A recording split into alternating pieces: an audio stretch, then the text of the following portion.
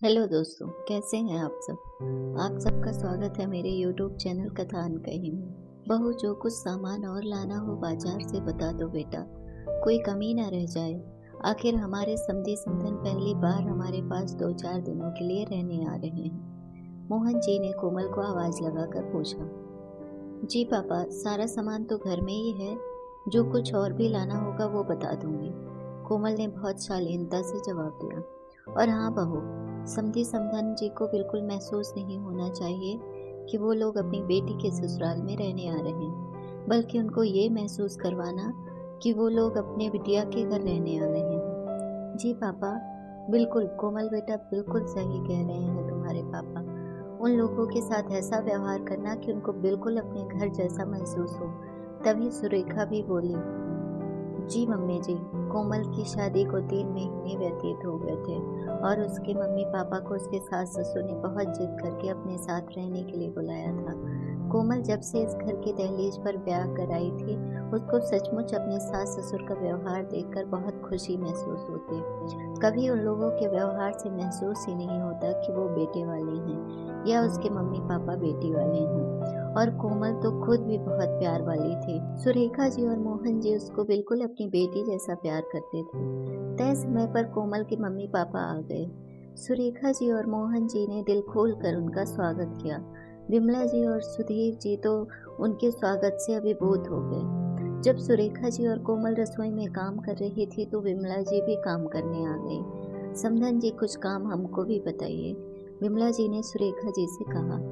अगर आपका मन है तो हम लोग खाना लगा रहे हैं, चलिए आप तब तक सलाद काट लीजिए। सुरेखा जी ने बहुत अपनेपन से कहा तो विमला जी को बहुत अच्छा लगा। शाम को जब मोहन जी दूध लाने के लिए चले तो सुधीर जी भी साथ में ही चल दिए।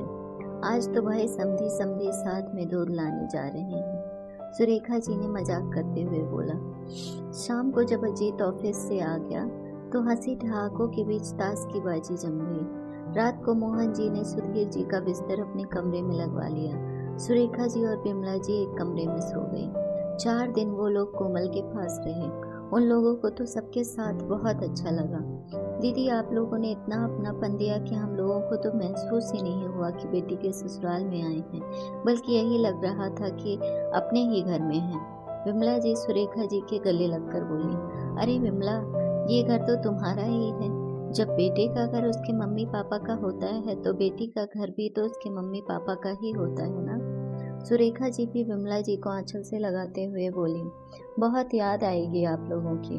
आप लोगों ने तो इन 4 दिनों में पता नहीं कौन सा जादू कर दिया है कि यहाँ से जाने का ही मन नहीं करता। अब तक चुप खड़े सुधीर जी बोले, मैं तो कह रहा हूँ भाई साहब कि थोड़े दिन और रुक जाइए, लेकिन आप मान ही नहीं रहे हैं। मोहन जी भी बोल उठे, भाई साहब दुकान भी तो देखनी है, लेकिन अब आप लोगों की बारी है, मैं आप लोगों का इंतजार करूंगा। सुधीर जी हाथ जोड़कर बोले, भाई साहब आप हाथ ना जोड़िए, लेकिन हम लोग अति शीघ्र ही आएंगे, सुरेखा जी ने विनम्रता पूर्वक कहा। विमला जी और सुधीर जी बहुत अच्छे अनुभूति बिटिया के ससुराल से लेकर जा रहे थे। कोमल बहुत ज्यादा खुश थी।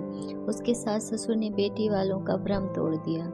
यही भ्रम कि किसी के घर जाकर अपने घर जैसा नहीं महसूस हो सकता।